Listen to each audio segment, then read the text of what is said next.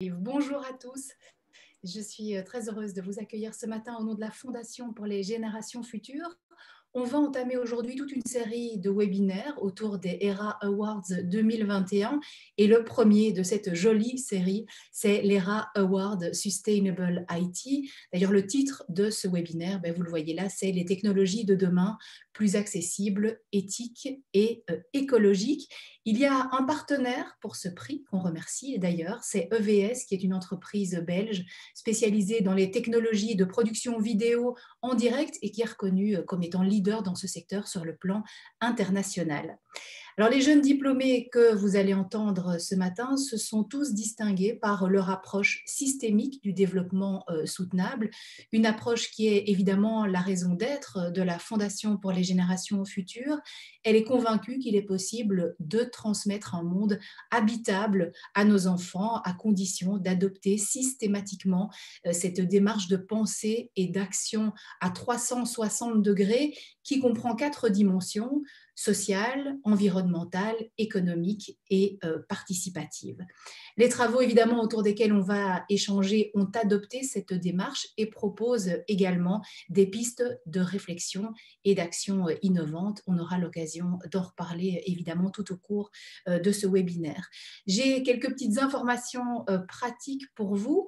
Merci de laisser vos micros et vos caméras désactivés quand ce n'est pas à vous de parler. Évidemment, il y a quelques personnes qui prendront la parole ce matin. Ce sont les primés, les promoteurs de mémoire, ainsi que le président de ce jury Sustainable IT qui est Olivier de Wassège.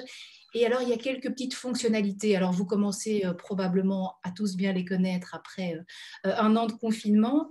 Vous avez un petit onglet dans la barre du dessous, participants. C'est pour voir qui est en ligne, peut-être retrouver, pourquoi pas, une connaissance. L'onglet converser qui vous permettra de poser vos questions tout au long de ce webinaire ou de parler à l'une ou l'autre personne en particulier, mais faites juste attention à faire la bonne sélection avant d'envoyer votre message, évidemment. Vous avez également un petit onglet réaction avec des émoticônes qui vous permettent d'interagir tout au long du webinaire. Et en fonction de la version Zoom que vous utilisez, vous aurez plus ou moins d'émoticônes à votre disposition. Et puis tout à l'heure, il y aura un visuel qui sera partagé. Et là, on vous suggère en haut à droite d'utiliser l'option côte à côte qui vous permettra d'avoir une meilleure qualité d'affichage. Alors, on le sait bien, pendant des webinaires comme celui-ci, il peut y avoir des petits soucis techniques. Ne vous inquiétez pas, il y a toujours une assistante de la Fondation pour les générations futures qui sera là pour vous aider. Et aujourd'hui, c'est Marlène qui répondra à toutes vos questions. On est ensemble pour 1 heure environ. Il y a 3 travaux autour desquels on va échanger ce matin. Donc, chaque primé va prendre la parole pendant plus ou moins 3 minutes pour nous parler de son travail. Ensuite, on donnera la parole aux promoteurs ou promotrices du mémoire. Et ensuite, c'est Olivier de Wassège qui prendra la parole au nom de ce jury Sustainable IT. Et ensuite, il y aura un moment d'échange, questions-réponses de 10 minutes environ. Et donc là, on vous demande de poser toutes vos questions dans la conversation. Vous pouvez déjà, si pendant la présentation des questions vous viennent, n'hésitez pas à les envoyer parce qu'on sait qu'il y a toujours un petit moment de latence et donc voilà, autant que ce soit fluide, autant que possible, on aime ça évidemment. Et donc voilà, je pense que je vous ai tout dit, on va pouvoir commencer et c'est Arthur Sleuters qui a l'honneur d'ouvrir le webinaire ce matin. Bonjour Arthur. Je crois que là tu peux réactiver ton micro. Bonjour, oui. Voilà. Je ne sais pas si vous me voyez. Voilà. C'est bon, super. Alors, tu es le lauréat de cet ERA Award Sustainable IT. Je rappelle le titre de ton mémoire de master en ingénieur civil en informatique à l'UC Louvain, que tu traduiras peut-être pour nous dans le cours de la conversation. C'est A Framework for Engineering Gesture-Based User Interfaces Using the Leap Motion Controller. Bon, voilà, ça demandera quelques explications. Tu as eu comme promoteur Jean Van der Donk, qui est professeur ordinaire en informatique à l'UC Louvain, où il dirige un laboratoire de recherche et développement en interaction homme-machine. On le retrouvera juste après. En attendant, c'est à toi, Arthur. Moi, je m'éclipse. Merci beaucoup. Du coup, bonjour à tous. Vous avez sûrement tous déjà vu des films ou des séries dans lesquels les héros naviguent dans les données de la CIA ou contrôlent des interfaces futuristes sans rien toucher, juste en bougeant leurs mains dans l'espace. Alors l'interaction gestuelle, ça fait très longtemps qu'on en rêve, mais dans la vraie vie, c'est le désert complet. Il n'y a pas grand-chose. Pourtant, il y a plein d'applications possibles. Par exemple, on pourrait imaginer remplacer les écrans tactiles dans les gares ou dans les musées par des écrans contrôlés par le geste, sans contact, pour limiter la transmission de maladies dans ces endroits fréquentés. Dans les hôpitaux aussi, on pourrait éliminer les claviers et souris dans les zones les plus sensibles, comme les salles d'opération. Enfin, on pourrait également tirer avantage du côté attrayant et intuitif des interfaces gestuelles pour proposer de nouveaux outils d'aide à l'apprentissage. Ok, vous dites peut-être, bon, c'est bien joli tout ça, mais qu'est-ce que tu as fait toi? En fait, l'objectif derrière mon mémoire, c'était d'ouvrir la voie à une démocratisation de l'interaction gestuelle.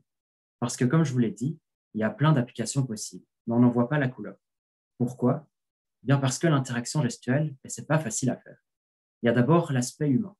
Comment est-ce qu'on fait une interface qui soit intuitive pour tous, y compris pour les personnes qui sont peu familières avec la technologie? Et quels gestes sont les mieux adaptés? Mais il y a aussi l'aspect technologique.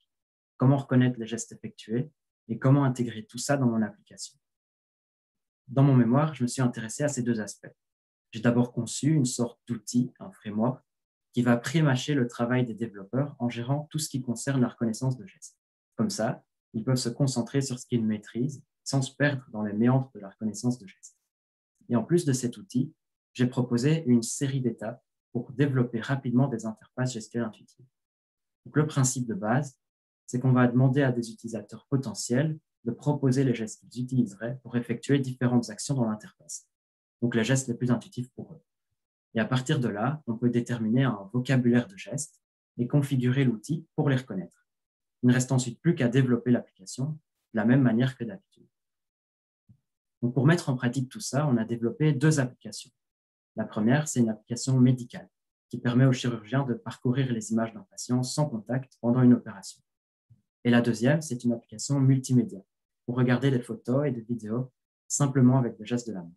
Donc, ces deux tests ont été très concluants et ça a permis de démontrer l'utilité de l'outil. Donc, pour conclure rapidement, l'interaction gestuelle, elle a un potentiel énorme, je trouve. Elle ne va évidemment pas remplacer tout ce qui existe actuellement, comme les souris, les écrans tactiles, mais si on l'utilise intelligemment, elle pourrait conduire à de vrais gains sur le plan sociétal, notamment au niveau de la santé publique. Donc, on a beaucoup rêvé de l'interaction gestuelle et je pense que mon mémoire montre qu'elle est plus proche que jamais de devenir une réalité. Merci beaucoup pour votre écoute. Merci à toi, Arthur. Je vais donner la parole au promoteur de ton mémoire, Jean Van der Donk, dont je parlais il y a quelques instants. Jean, n'hésitez pas à nous rejoindre par la voix et par l'image. J'ai les deux. Ah, voilà, vous y êtes là. Voilà, bonjour. Alors, vous êtes donc le promoteur du mémoire d'Arthur. Quel a été son apport sur le plan scientifique et sociétal?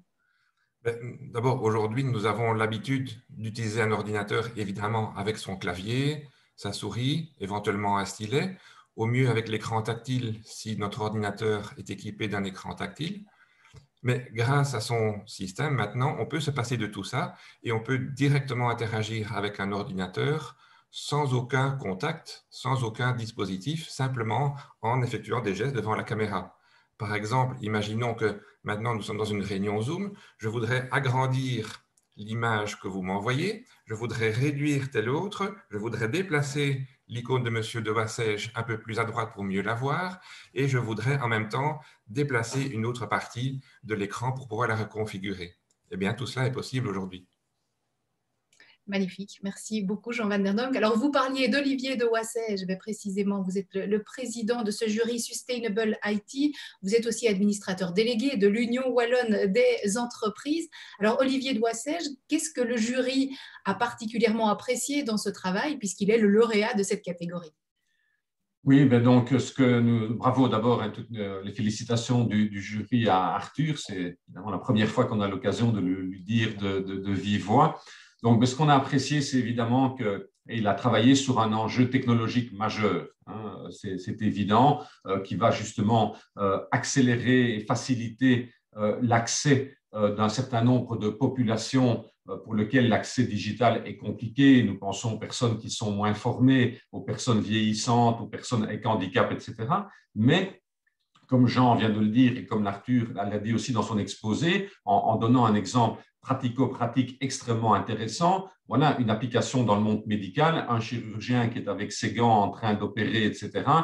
Comment peut-il travailler avec un clavier alors que de fait, facilement, avec quelques gestes, il va pouvoir passer d'une application ou d'une image à l'autre, etc. Donc les applications sont extrêmement multiples. Ce qui nous a impressionné, c'est d'une part la démonstration technique qu'Arthur a faite, les solutions concrètes qu'il a apportées, qu'il a montrées.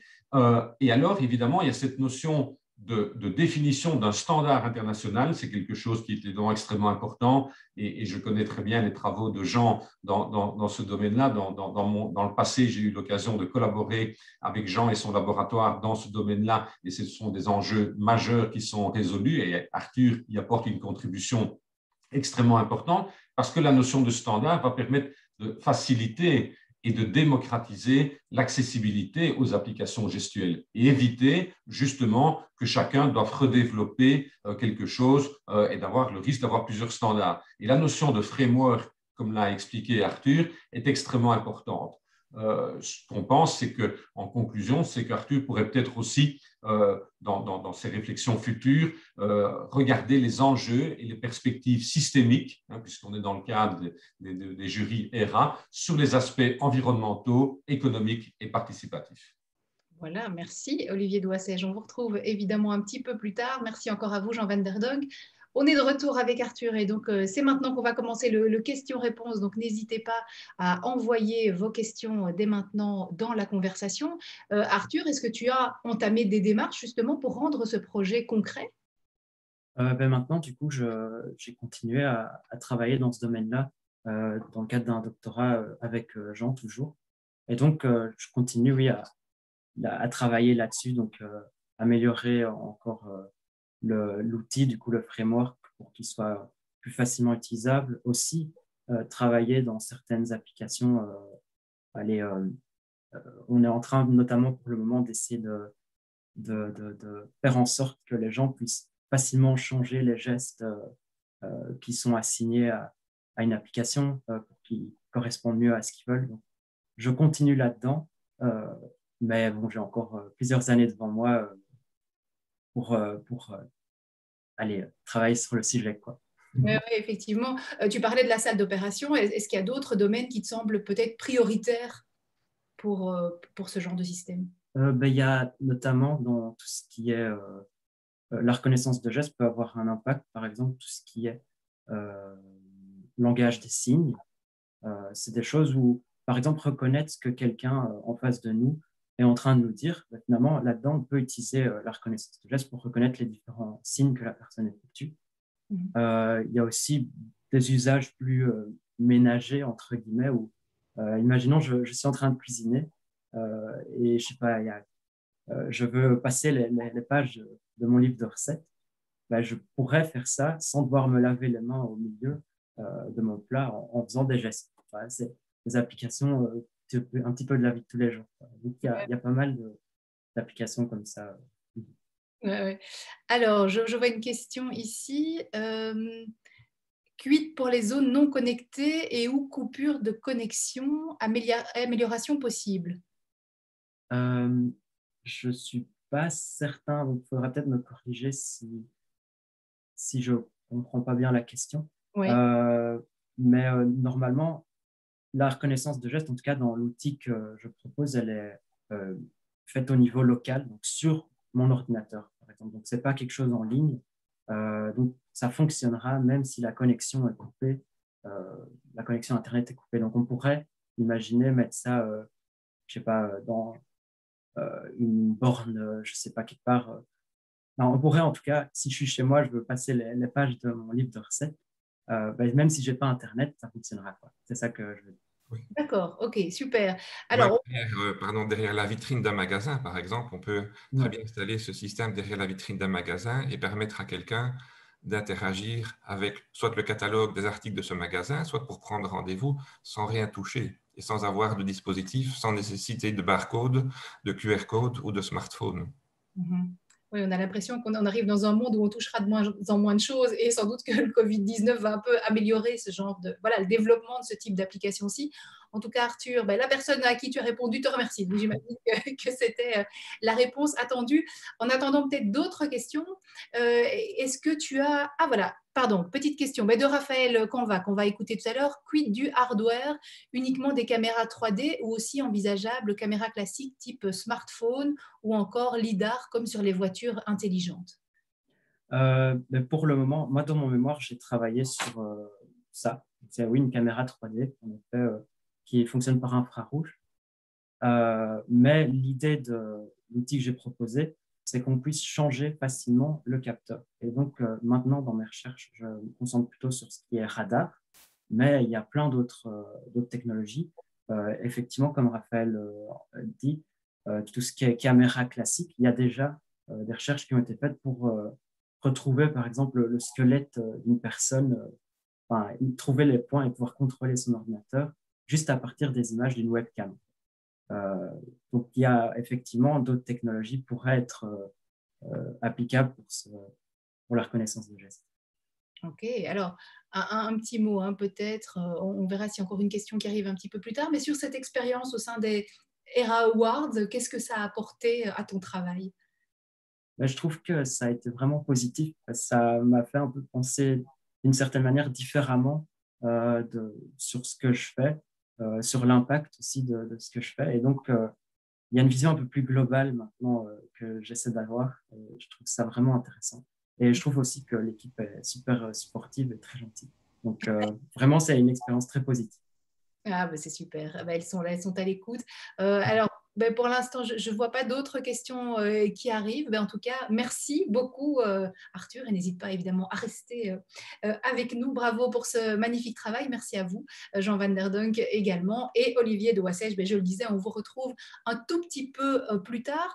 On va découvrir à présent le travail de Maxime Scurmans. Et, voilà, et un bravo pour cette belle implémentation pratique. Voilà, merci beaucoup.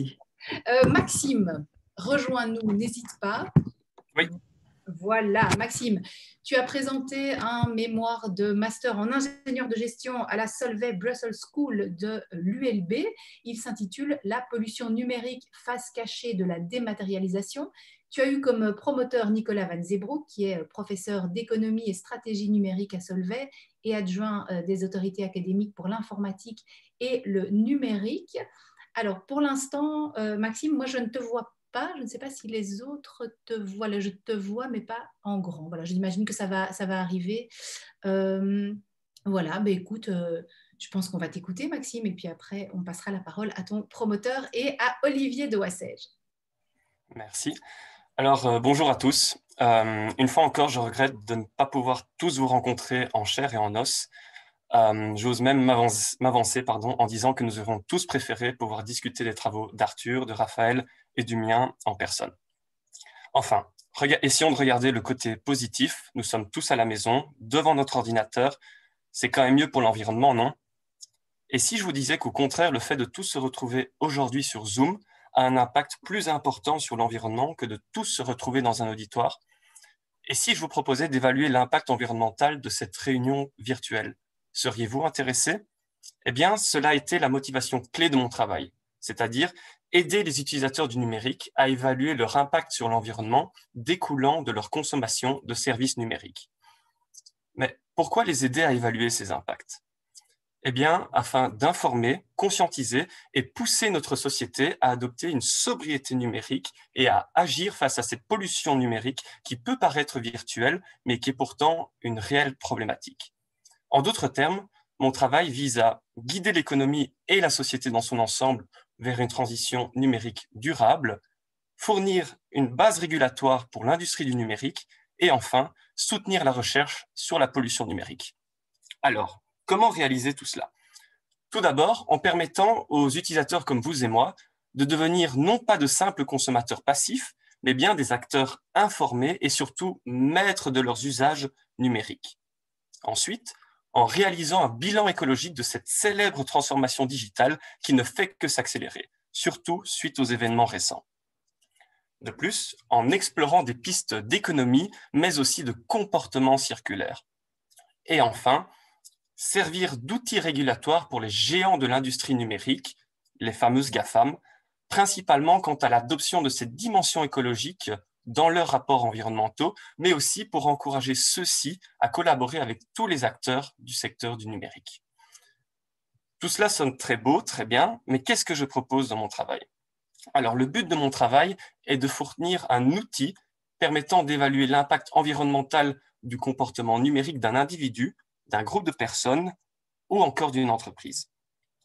Cet outil se veut être le plus complet possible en analysant les impacts issus de biens et services numériques selon plusieurs critères, les émissions de gaz à effet de serre, la consommation électrique et la consommation d'eau. L'objectif étant de le rendre le plus possible fidèle à la réalité.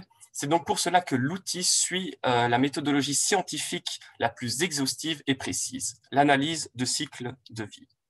Enfin, cet outil, qui ne nécessite que 6 étapes à remplir, vous permettra d'avoir une analyse claire de l'impact de votre comportement numérique sur l'environnement et donc de prendre la pleine mesure de cet enjeu majeur. Je vous remercie de m'avoir écouté et je serai ravi de répondre à vos questions. Merci beaucoup Maxime. Effectivement, si vous avez déjà des questions pour Maxime, n'hésitez pas à les envoyer dès maintenant dans la conversation. Là, je vais donner la parole à Nicolas Van Zeebroek, qui était le promoteur du mémoire de Maxime. Nicolas Van Zeebroek, voilà. Bonjour, je le disais, hein, vous êtes professeur d'économie et stratégie numérique à Solvay. Alors, un petit mot peut-être sur ce mémoire. Comment ce travail de Maxime a-t-il fait avancer la réflexion ou les pratiques dans son domaine de recherche?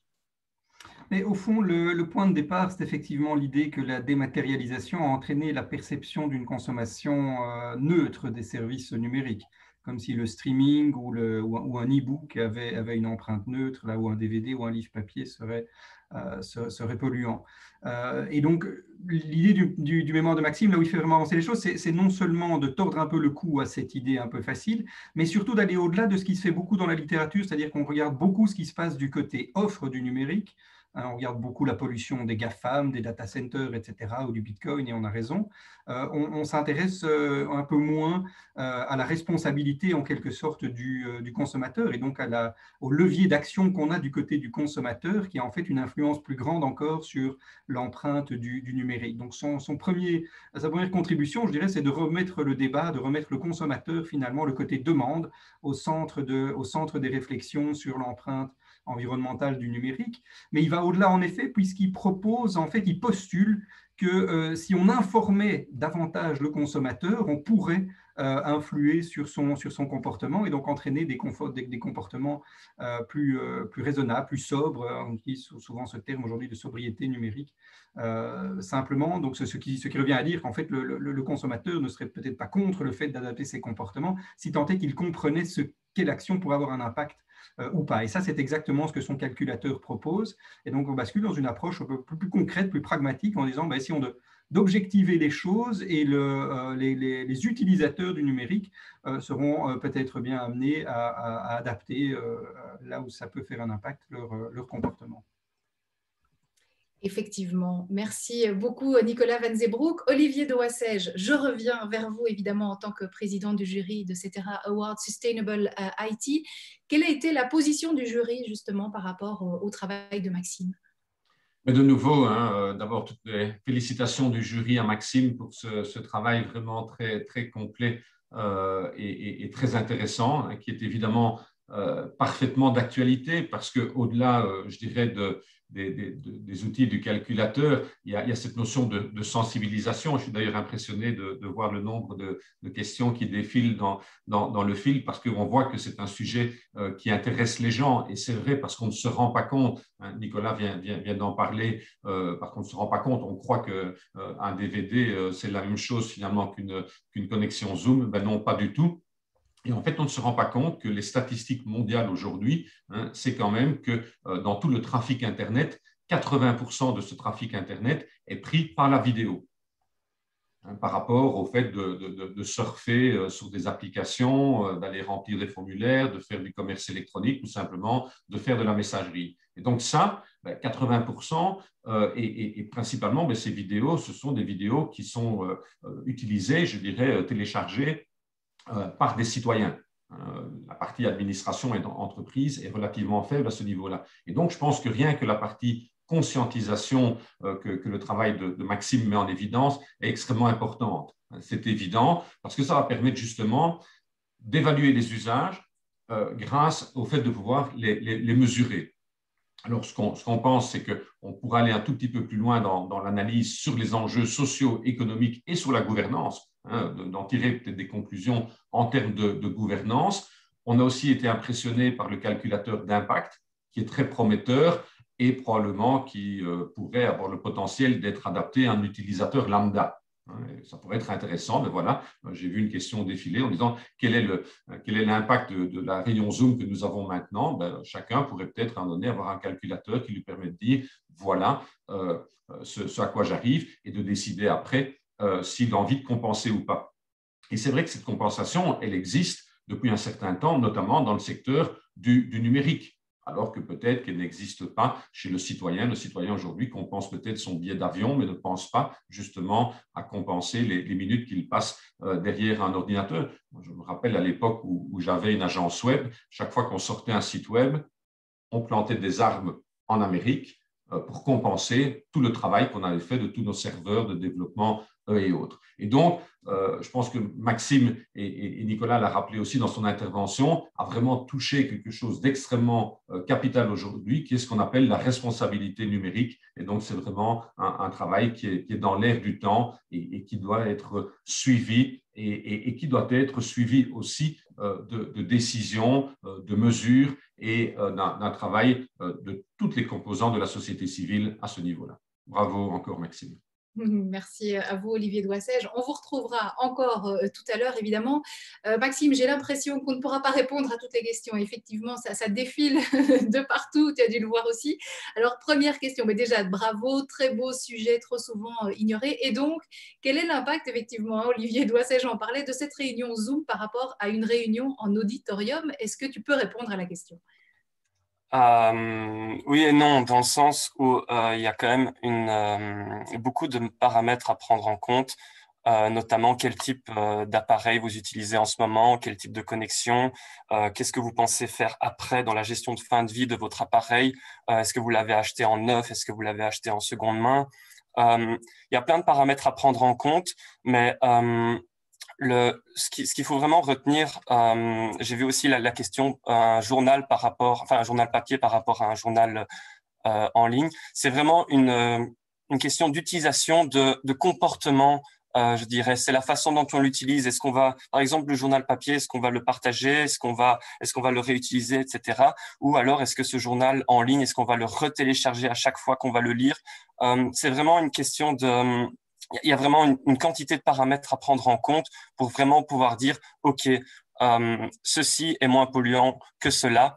Après, il y a plein de pistes à explorer, telles que la mutualisation des appareils, le partage de ces appareils. C'est vraiment quelque chose qu'il faut ancrer dans nos mentalités. Et oui, j'invite les gens à venir lire le travail s'ils veulent plus en apprendre sur ces paramètres à prendre en compte. Alors, quel est l'intérêt pour les entreprises et des GAFA d'avoir recours à un tel outil si c'est pour leur dire, au fond, vous n'êtes pas si vert qu'il n'y paraît? Est-ce que ce n'est pas plutôt un outil pour les politiques publiques? Je pense que ça peut être un outil qui peut être qui peut être utilisé pour les deux.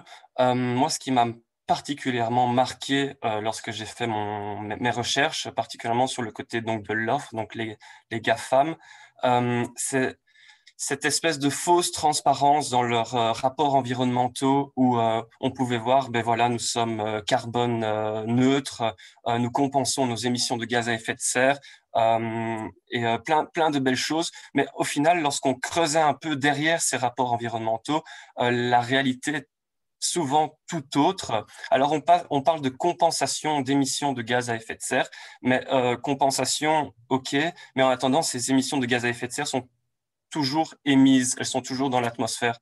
Donc, il faut vraiment, faut vraiment faire la distinction entre ce qui est dit et ce qui est réel. Mais je pense que ça leur permettrait d'avoir plus de transparence et de rassurer, d'informer mieux et de conscientiser surtout plus le consommateur lorsqu'on utilise leurs services. Alors, petit commentaire. Bravo Maxime.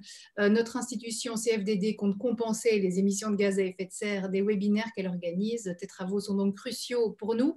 Et puis, question suivante, mais comment parler de sobriété, surtout en temps de Covid, où on est tous obligés d'être chez nous? Donc, quel comportement avoir? C'est vrai qu'en ce moment, c'est un peu difficile de rester en contact sans passer via un PC, via un smartphone, via une tablette, sans être connecté pour le moment. Ça reste difficile. J'avais commencé ce travail avant la crise du Covid, donc je ne m'étais pas vraiment posé la question. Mais alors, il y a Je parlais de la mutualisation des appareils. Oui, il y a du partage d'appareils à faire. Avons-nous vraiment réellement besoin d'une imprimante chacun chez soi, alors qu'on l'utilise, enfin, je sais pas vous, mais combien de fois utilisez-vous votre imprimante par mois? C'est un peu la question que je pose. Donc, on veut se mettre dans une bulle de confort où avoir tout à portée de la main, tout directement disponible, mais il faudrait repenser donc à cette bulle de confort, à notre comportement, et vraiment, je dirais, oui, du partage, et repenser un peu notre consommation, notre comportement. Alors, demander ou avoir accès à ton travail. Mais on a répondu à tout ça. Raphaël, justement, qui va prendre la parole dans un instant, nous dit: je m'interroge sur les causes sociologiques qui poussent les consommateurs à vouloir des TV, smartphones, laptop, dernier cri, attrait libidinal des technologies ou mimétisme. Je ne sais pas si tu as un commentaire à faire par rapport à ça, Maxime. Merci Raphaël pour toujours cette belle poésie dans tes paroles. Alors, qu'est-ce qui pousse les gens à avoir la dernière caméra, le dernier téléphone, la dernière télévision 8K ou que sais-je? C'est vraiment j'en parlais là tout de suite, c'est cette bulle de confort dans laquelle on veut se mettre. C'est avoir toujours la plus belle image, avoir toujours le plus beau son. Est-ce qu'il n'y aurait pas aussi des causes économiques? On parle beaucoup de Bitcoin mining ou de crypto-monnaie. Est-ce qu'il n'y a pas aussi une recherche de gains financiers derrière? Il y a beaucoup de raisons. Résumer cette envie d'être toujours à la page technologiquement avec une seule raison, ce serait un peu grossier de ma part, mais je pense que ça dépend vraiment de tout à chacun. Pour expliquer ce désir vraiment d'être hyper connecté et d'avoir toujours la meilleure qualité de vidéo, la meilleure qualité de son. Une toute petite chose? Oui. Oui, simplement deux éléments en fait, peut-être en écho à tout ce qu'on a entendu comme question. Un petit chiffre d'abord, on produit environ 450 000 ordinateurs par jour dans le monde. On en jette environ 150 000 chaque jour en Europe. Ça donne une idée du travail qu'il y a à faire en termes simplement de revalorisation de nos équipements. Et donc, par rapport à cette idée de chaque fois avoir le dernier modèle à la page, qu'est-ce qu'on fait du précédent? C'est une question qui est loin, loin, loin d'être anodine. Deuxième élément, et Olivier Doisset, j'en parlais tout à l'heure, la vidéo représente l'immense majorité du coût des réseaux. Simplement regarder en basse définition plutôt qu'en 4K, ce qu'on regarde en streaming, ça fait une différence colossale. Et c'est ces petites choses-là sur lesquelles on doit pouvoir jouer et que le travail de Maxime permet de mettre un petit peu en lumière et d'objectiver. Montre qu'il y a des petites choses qu'on peut faire dans la vie de tous les jours qui ne demanderaient pas tellement de sacrifices, mais qui peuvent faire une grosse différence. Et c'est là qu'il y a, à mon avis, énormément de marge pour l'action publique sur le coup, vous avez tout à fait raison. Et on n'est peut-être sans doute pas suffisamment informé justement de ce qu'on peut faire pour réduire notre impact. Une question de Jean Van der Donk, Maxime. Que faire vis-à-vis des entreprises polluantes qui débitent des gadgets destinés à aliéner et contraindre la population par la consommation de contenus intéressants ou non? Je dirais leur imposer plus de transparence quant à quand ils communiquent leurs rapports environnementaux. Donc, vraiment adopter cette dimension écologique dans les services qu'ils proposent, dans les appareils qu'ils proposent. Une chose qui m'a marqué particulièrement lorsque j'ai établi mon outil, c'est la difficulté de trouver des informations quant aux appareils et aux services qui sont proposés, et notamment aux dimensions écologiques, dans le sens où c'était facile de voir combien de pixels avait une TV, mais voir son coût en carbone pendant sa production et son utilisation, ça relevait souvent d'un défi surhumain. Donc oui, plus de transparence, et plus de transparence permettra d'informer mieux le consommateur et donc de plus le sensibiliser à cette pollution. Merci beaucoup, Maxime. On va en rester là pour les questions-réponses. Il y a plein de bravos, d'encouragements, de félicitations et de remerciements qui arrivent encore dans la conversation. Donc voilà, je t'invite à les lire, bien évidemment. Et on va accueillir à présent le troisième primé du jour, c'est Raphaël Canva. Bonjour, Raphaël. Oui, bonjour à tous. Alors, tu as présenté un mémoire de master en droit à la faculté de droit et de criminologie de l'UC Louvain. Son titre, de l'intelligence artificielle dans la pratique du droit, réception en droit européen, incidence sur la profession d'avocat et éthique. On peut préciser que tu es aujourd'hui avocat au barreau de Namur et tu as eu comme promoteur Christophe Lazaro, qui est professeur de droit et société au Centre de philosophie du droit de l'UC Louvain, et lui dont les recherches portent notamment sur l'impact social et juridique des nouvelles technologies. On n'entendra pas Christophe Lazaro, malheureusement, aujourd'hui, il n'a pas pu être des nôtres, mais par contre, c'est à toi, on t'écoute pour 3 minutes environ. Raphaël, à tout de suite. Très bien, merci beaucoup. Alors, vous avez dû en entendre parler, l'intelligence artificielle est l'une des grandes révolutions de ce siècle. L'IA risque bien de révolutionner des pans entiers de notre société. Dans mes travaux de recherche, je me suis intéressé à l'impact qu'aura et en fait à déjà l'IA dans la pratique du droit et plus spécifiquement dans les cabinets d'avocats et dans les cours de justice. Cela dit, rassurez-vous, le grand remplacement des humains par les robots n'est certainement pas pour demain. Il est très peu probable que des décisions de justice soient rendues par des ordinateurs équipés de logiciels mettant en œuvre de puissants algorithmes, du moins pas dans un futur proche. Rassurez-vous encore, je ne pense pas non plus qu'un robot ou un logiciel pourra un jour défendre efficacement vos intérêts et vous accompagner durant une procédure judiciaire. Par contre, ce qui est clair, c'est qu'à l'heure actuelle, nombre de cabinets, notamment aux États-Unis, mais aussi en Europe, utilisent déjà des logiciels que l'on appelle communément des legal tech et qui mettent en œuvre du deep et du machine learning, du data mining, du natural language processing ou encore du predictive analytics. Qu'est-ce à dire? Eh bien, au fond, ce n'est pas si compliqué. Lorsque vous consultez un avocat, que je serais tenté d'appeler un avocat 2.0, et que vous lui soumettez votre problème ou votre casus, comme disent les juristes, eh bien, l'avocat va entrer les données de votre casus dans un logiciel qui va comparer votre cas avec celui de centaines de milliers d'autres afin d'en tirer des statistiques, des points de comparaison, des patterns, comme on pourrait dire, voire même les arguments qui ont le plus de chances de vous permettre de remporter votre affaire ou de limiter la casse, selon les circonstances. Alors, en outre, cerise sur le gâteau, ce type de logiciel automatise également toute une série de processus dans votre cabinet, vous permettant dès lors d'être plus efficace et de gagner du temps et de l'argent et partant de devenir plus compétitif dans ce que l'on pourrait désormais appeler, n'en déplaise à certains, le marché du droit. Alors, la perspective de mon travail est résolument transversale et pluridisciplinaire. L'approche est juridique, mais aussi comparative. Donc, en me lisant, vous serez amené à voyager non seulement dans le temps, car oui, l'idée de créer artificiellement du sentient et de l'intelligent remonte loin dans le passé, mais aussi dans l'espace. Je vous emmène en Europe, aux États-Unis, mais aussi au Japon et en Chine. Alors, outre un panorama des sociétés et des startups qui offrent ce type de services et une analyse de leurs discours commerciaux, il y a également une bonne dose de philosophie dans ce mémoire. Des questions de phénoménologie, de sciences cognitives et surtout d'éthique. Donc, il s'agit bien d'une approche systémique à 360 degrés qui est résolument orientée vers le futur. Alors, ma question de recherche est la suivante. Quelles possibilités et limites, problèmes et bénéfices possibles de l'intégration de l'IA dans les cabinets d'avocats? Et plus généralement, quels sont les risques inhérents et les avantages probables de l'intégration de l'IA dans la sphère du travail? Alors, les résultats de mes recherches pourraient être résumés comme suit.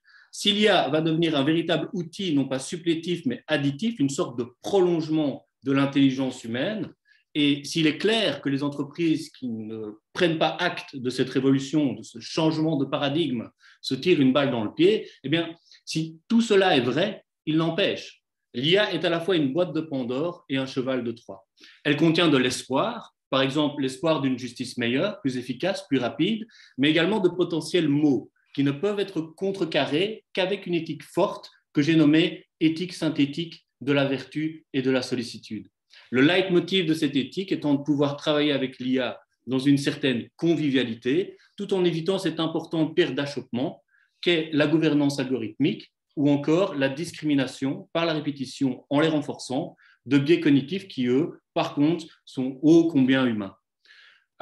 Enfin, à mon sens, seule une IA qui serait éthique par design permettra d'assurer un mode de développement sociétal durable et un écosystème fondé sur la confiance et la transparence, où les intelligences humaines et artificielles peuvent travailler de concert. Voilà, je vous remercie. Merci à toi, Raphaël. Je vais redonner la parole au président du jury en Sustainable IT, Olivier Doissège. Qu'est-ce que le jury a souhaité souligner par rapport à ce mémoire de Raphaël?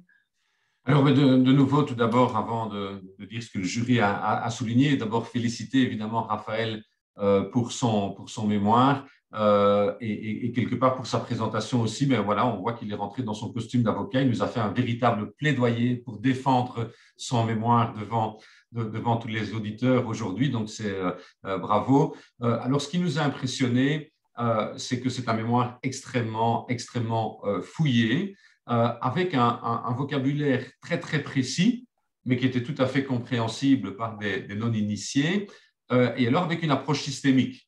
On la retrouve dans la présentation que Raphaël vient de faire, vraiment cette approche systémique. Ce qui est évidemment extrêmement intéressant, et de nouveau Raphaël l'a souligné, c'est cette analyse technologique vue sous l'angle juridique, mais aussi philosophique. Il y a vraiment cet aspect qui a été pris en compte, et cette étude des conséquences éthiques et juridiques des interactions homme-machine, notamment dans la profession d'avocat et au service des bureaux d'avocats, des cabinets d'avocats de petite et moyenne taille. Et je viens déjà de voir dans les questions, évidemment, qui sont posées, que ces aspects conséquences éthiques et juridiques sont extrêmement importantes. J'ai vu des questions arriver auxquelles Raphaël va certainement répondre sur le RGPD, le respect du RGPD, etc. Mais il y a aussi cette notion de, finalement, quelle est encore la place de l'avocat ou de l'avocate par rapport à l'intelligence artificielle et à ce que peut apporter l'intelligence artificielle en termes d'outils d'aide à la décision versus une décision complètement automatisée et qui ne laisserait plus aucun rôle ou aucune responsabilité à l'avocat ou à l'avocate. Et c'est vraiment tout cet ensemble d'éléments que Raphaël a mis en évidence pour justement trouver cet équilibre entre les deux, la machine et l'intelligence artificielle au service de l'homme ou de la femme, avocat ou avocate, et pas évidemment pour remplacer la profession. Merci beaucoup, Olivier Doissège. Alors, comme vous le disiez, les questions affluent et je pense que Raphaël a déjà dû y jeter un petit coup d'œil. Première question d'Arthur qui nous demande quid de la protection des données pour les clients de ces avocats 2.0. Est-ce que cela entraîne des risques de vol de données par des personnes peu scrupuleuses? Oui, bien sûr, ça c'est toujours le problème en général des technologies qui mettent en œuvre du big data.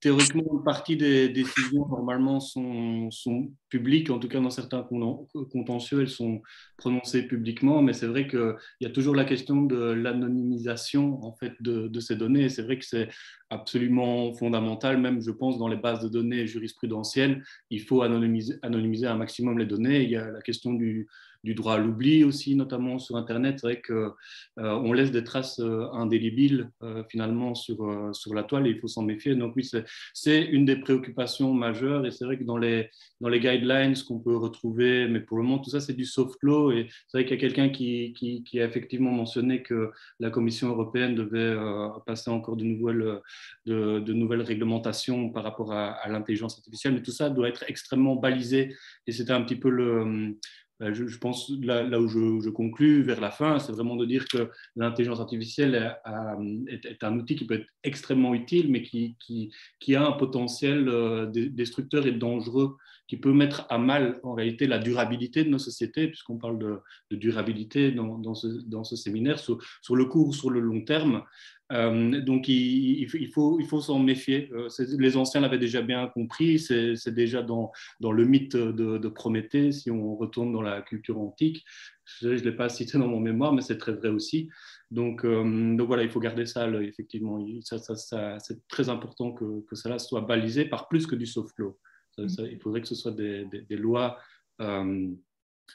qui sont directement applicables dans les pays européens, dans le résumé, des chartes éthiques.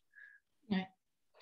Effectivement. Alors Jean Van der Noot nous dit qu'il a cru entendre de la part d'un juriste que c'est l'utilisateur final qui est le gardien d'un robot ou d'une intelligence artificielle. Est-ce correct? Et si oui, comment une personne quelconque pourrait contrôler, entre guillemets, une intelligence artificielle sans maîtriser la technologie.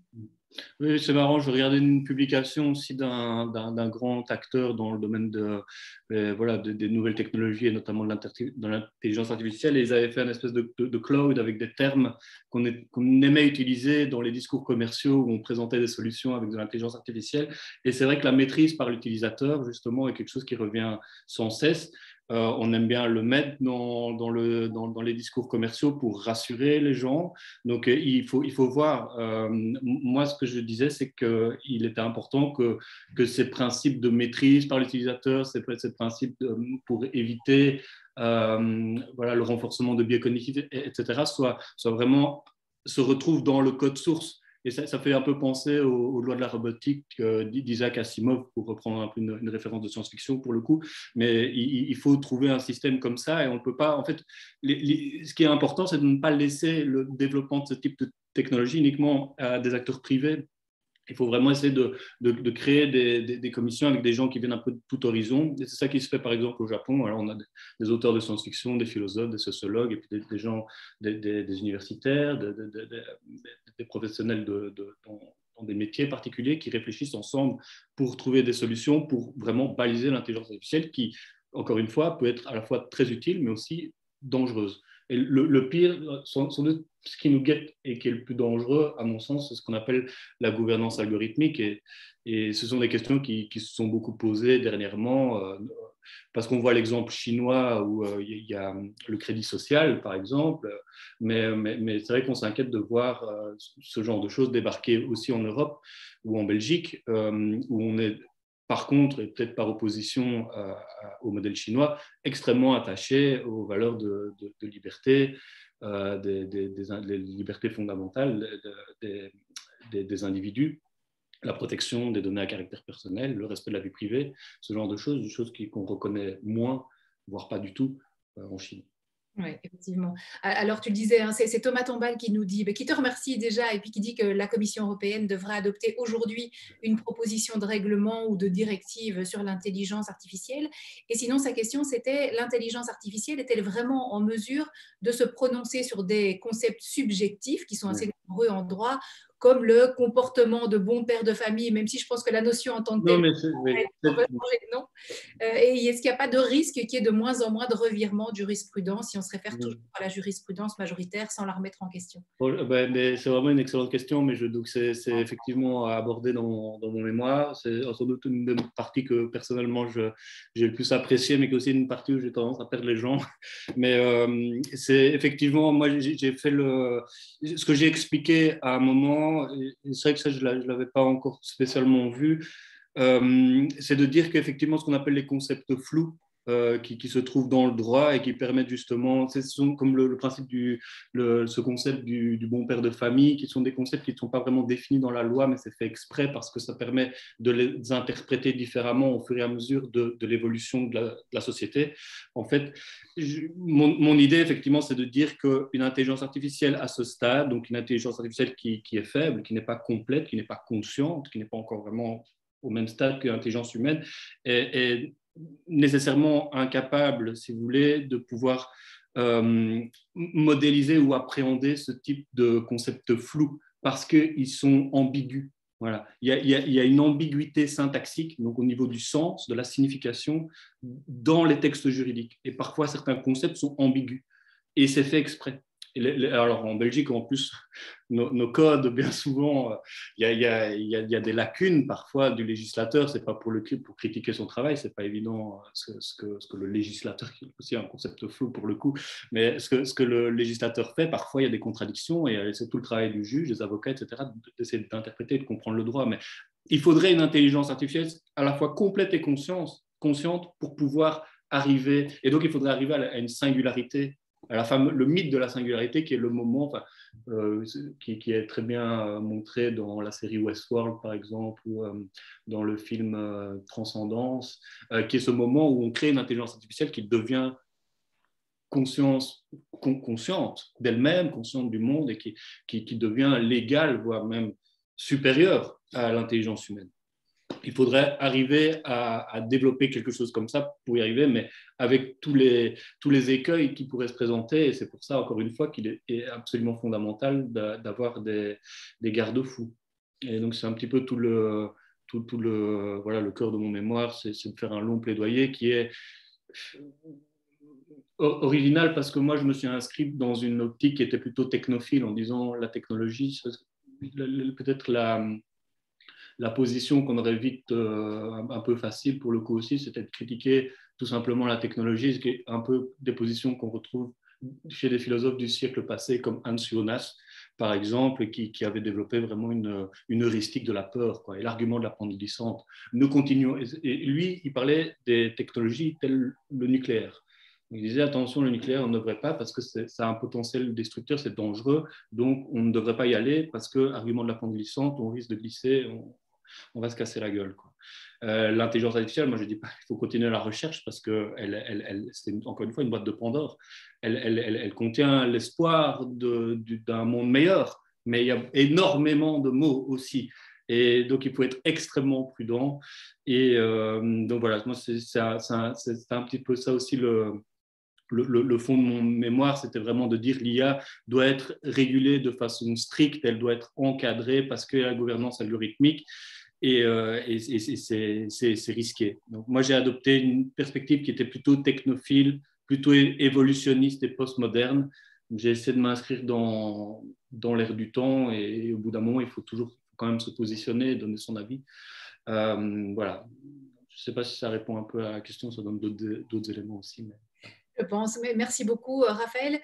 Si je ne m'abuse, bon, je ne suis pas sûre qu'on a eu le temps de répondre à toutes les questions, mais peut-être, et Marlène contredis-moi, mais il y a moyen, si certains ont encore des questions, d'avoir les adresses mail des primés du jour. Voilà, mais tu me diras. En tout cas, les travaux, vous pouvez les retrouver, ça c'est sûr, sur le site de la Fondation pour les générations futures. Je relaye quand même le message de Maxime qui dit bravo à Arthur et Raphaël pour leurs travaux. Merci encore à l'équipe des ERA Awards pour cette super expérience qui, j'espère, ne fait que commencer. Voilà, très chouette présentation de Chloé. Donc, je pense qu'il y a moyen d'avoir les adresses email si vous avez d'autres questions. En tout cas, si ça vous convient à tous les trois, bien évidemment, des félicitations dans tous les sens. Donc, je vous invite à encore relire tout ce qui arrive dans le chat. Bravo à vous trois. Merci aussi aux promoteurs, au président du jury qui était avec nous ce matin. Je remercie encore EVS qui est le partenaire de cet ERA Award Sustainable IT, ainsi que la formidable équipe de la Fondation pour les générations futures. En tout cas, les primés aussi ont eu l'occasion de leur adresser leurs remerciements. Ce webinaire, donc vous pouvez le voir et le revoir sur le site de la Fondation pour les générations futures. Donc, n'hésitez pas à le faire circuler, pourquoi pas, autour de vous. On se retrouve à 10h demain pour évoquer les ERA Awards en économie soutenable. Et alors, on vous donne aussi rendez-vous le jeudi 29 avril à 20h. On vous a préparé une soirée festive et haute en couleurs qui sera diffusée en première sur la chaîne YouTube de l'UC Louvain, puisque c'est l'UC Louvain qui a accueilli la cérémonie cette année. Voilà, merci à tous pour votre présence. Très belle journée et à demain 10h. Merci, au revoir. Merci beaucoup, au revoir et bonne journée, à demain. Merci à tous, à demain. Au revoir, merci beaucoup.